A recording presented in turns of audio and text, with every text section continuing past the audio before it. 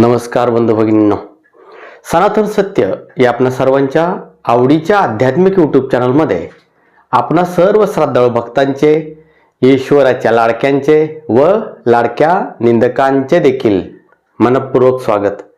बंधू भगिनींनो, आता या महिन्यामध्ये 3 ऑक्टोबर 2024 ते सर्वसाधारणपणे 12 ऑक्टोबर 2024 पर्यंत नवरात्र उत्सव चालू आहे, म्हणजे होणार आहे. आणि हे शारदीय नवरात्र आहे. याला गुप्त नवरात्र म्हणता येत नाही. आणि शारदीय नवरात्र हे सर्वांसाठी आहे. गुप्त नवरात्राच्या मध्ये जे साधना केल्या जातात त्या अवघड असतात, तांत्रिक लोक ते करत असतात. सर्वसामान्यांना ते जमत नाही किंवा ते शक्य नाही.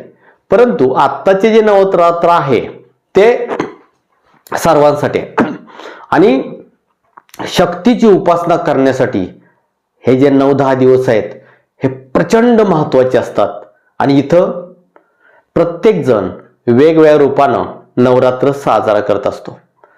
आजचा आपला जो विषय आहे हा विषय आहे की नवरात्रीमध्ये उपवास कसे पकडायचे, नवरात्रीमध्ये आपण कसं वागलं पाहिजे, आचरण काय पाहिजे, किंवा पायात चप्पल घालायची का, या संदर्भात.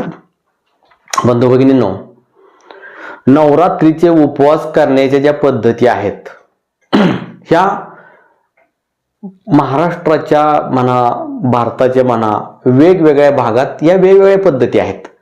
त्यामुळं अमुक एक पद्धतीनंच तुम्ही उपवास करा हे मी नाही सांगू शकत. काही लोक फलाहार घेतात, काही लोक उपवासाचे पदार्थ घेतात, काही लोक एक वेळेत जेवतात.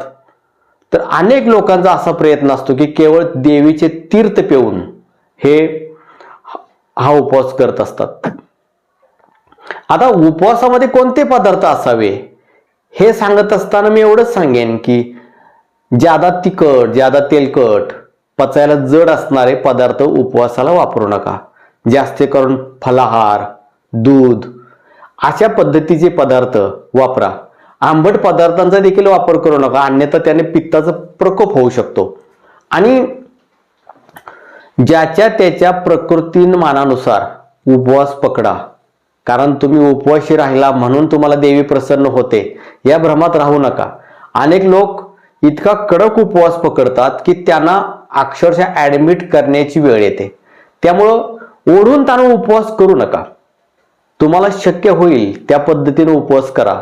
आणि नवरात्रीमध्ये महत्त्वाच्या साधना कोणत्या करायच्या, नवरात्रीमध्ये कोणतं होम हवन करायचं, अंगामध्ये संचार आहे अशा लोकांनी स्वतःच्या संचाराची शक्ती वाढवण्यासाठी नवरात्रीमध्ये काय करायचं याचे व्हिडिओ मी आता उद्यापासून टाकायला सुरुवात करतोय. आजचा विषय केवळ नवरात्रीचं आचरण, उपवासाचे नियम. तर या पद्धतीनं उपवास करायचा आहे. त्याचबरोबर नवरात्रीच्या काळामध्ये मळकी कपडे घालणं, फाटकी कपडे घालणं आणि काळ्या रंगाची कपडे घालणं पूर्णपणे वर्ज्य करा. हे करू नका. साधी कपडे असले चालतील, परंतु ते धुतलेले असावे. तसेच नवरात्रीच्या काळामध्ये जे शक्तीचे उपासक आहेत अशा लोकांनी जास्त करून लाल रंगाचा वस्त्रासाठी उपयोग केला किंवा पिवळ्या रंगाचा, तरी देखील याचा त्यांना लाभ होत असतो. आता नवरात्रीमध्ये आपलं आचरण नक्की कसं पाहिजे. बंधू भगिनींनो, हे वर्षातून येणारे 9 दिवस आहेत.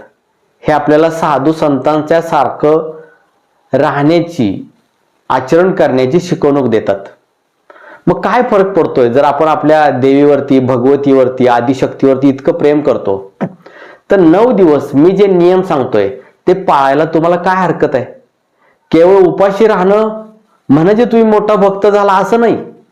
याच्या पण पेक्षा काही मोठ्या गोष्टी आहेत. त्या जर तुम्ही केल्या तर तुम्हाला भगवतीची कृपा लवकर प्राप्त होईल. अन्यथा केवळ उपाशी राहून उपयोग नाहीये. अनेक लोक मौन पकडतात 9 दिवस. अत्यंत चांगली गोष्ट आहे. परंतु आमच्या इथं मी एक असा मनुष्य पाहिलाय, तो नवरात्रीमध्ये 9 दिवस मौन पकडतो, बोलत नाही. परंतु त्याला राग आला, काय झालं, कोणाचं काय चुकलं आणि त्याला जर काय बोलायचं असेल तर तो एका पेपरवरती लिहितो आणि ते पेपरवरती अक्षरशः तो शिव्या देखील लिहितो आणि समोरच्या व्यक्तीला दाखवतो. आता अशा मौनचा काही संबंधच येत नाही. हे मौन कसं झालं? हे होऊ शकत नाही. त्यामुळं नवरात्रीमध्ये मी जे नियम सांगतोय हे नियम तुम्ही काटेकोरपणे पाळले तर तुम्ही आई भगवतीचे खरे कृपेस पात्र व्हाल.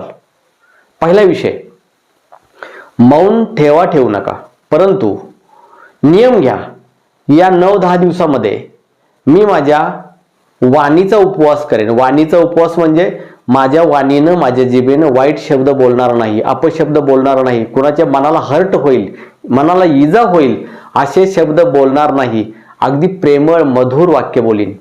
माझा दुश्मन जरी असला तरी त्याच्याशी प्रेमानच बोलीन. हा एक विषय. डोळ्याने वाईट गोष्टी पाहणार नाही. आता अनेक लोक म्हणतील याचा अर्थ काय, पुढं दिसल्यानंतर काय? दिसल्यानंतरचा विषय वेगळा आहे, पण अनेक लोक मोबाईलवरती पॉर्न फिल्म पाहतात किंवा वगैरे वगैरे बऱ्याच गोष्टी, काय चोरून कोणाचं काय पाहतं.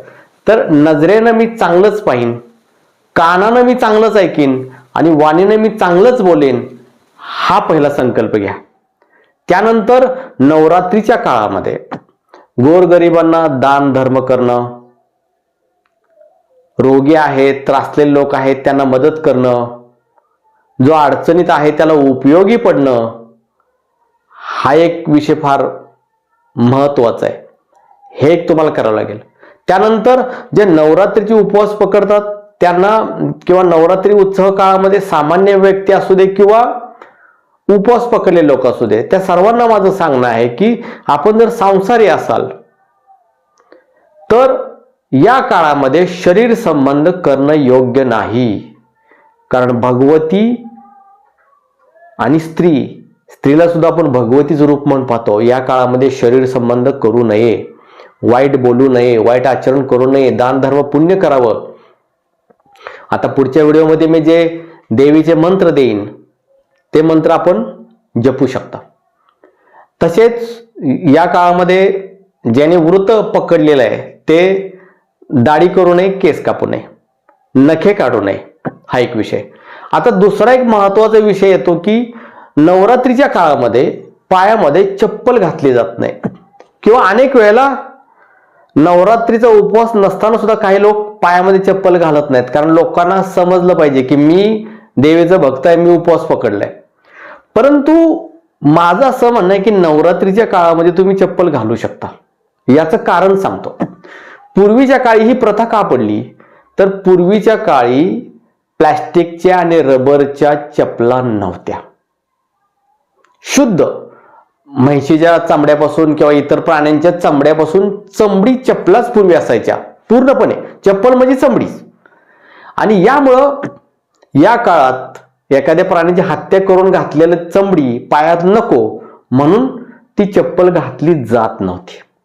आता काय झालंय, आता विदाउट चमडी चपला भरपूर आलेत. चमडी चप्पल मिळतच नाही आपण खास करून मागवल्याशिवाय. त्यामुळं माझं असं म्हणणं आहे की नवरात्रीच्या काळामध्ये तुम्ही चप्पल वापरू शकता, काही प्रॉब्लेम नाही. फक्त ती चमडी नसावी. कमरेला चमडी बेल्ट वापरू नका. त्याचबरोबर नवरात्रीच्या काळामध्ये तुम्हाला जर गुरुमंत्र घेतला असेल तुम्ही, तर गुरुमंत्राचं देखील भरपूर जप करा. म्हणजे अशा छोट्या छोट्या गोष्टी आहेत ज्या नवरात्रीच्या काळामध्ये करायच्या आहेत. आता यामध्ये काही सिक्रेट साधनं आहेत, याचं देखील मी स्पष्टपणे तुम्हाला व्हिडिओ उद्यापासून देणार आहेच. चॅनलला सबस्क्राईब करून ते व्हिडिओ पाहायला सुरुवात करा. परंतु उपवास करताना खतरनाकपणे काही करू नका, कारण आताचा काळ बदललाय. अचानक कोणाला काहीही होतंय आणि अशा वेळेला जबरदस्तीनं कंटिन्यू उपवासी राहणं हे फार खतरनाक होईल. अनेकांना बीपीचा त्रास असतोय, काहींना शुगरचा त्रास असतोय, काहींना हिमोग्लोबिन कमी असतंय. अशामध्ये जबरदस्तीने उपवास धरण्याचा आताताईपणा करू नका. त्यानं देवीवर काही फरक पडत नाही. परंतु मी जे काही नियम सांगितले हे जर नियम पाळले तर यामध्ये भगवती आई देवी जगदंबा खुश होईल तुमच्यावरती. हे पहिलं महत्वाचा विषय. आणि जे काय दान धर्म सांगितले ते व्यवस्थित पार पाडा. चप्पल घालू शकता. जे काही नियम सांगितले त्या नियमाप्रमाणे वागा. आता पुढच्या व्हिडिओमध्ये मी जरूर तुम्हाला इतर माहिती जरूर देईन. आपण माझ्या चॅनलमध्ये नवीन असाल तर माझ्या चॅनलला जरूर सबस्क्राईब करा. सबस्क्राईब करत असताना ऑल या शब्द शेजारील घंटीचे बटन अवश्य दाबा, जय आदिशक्ती.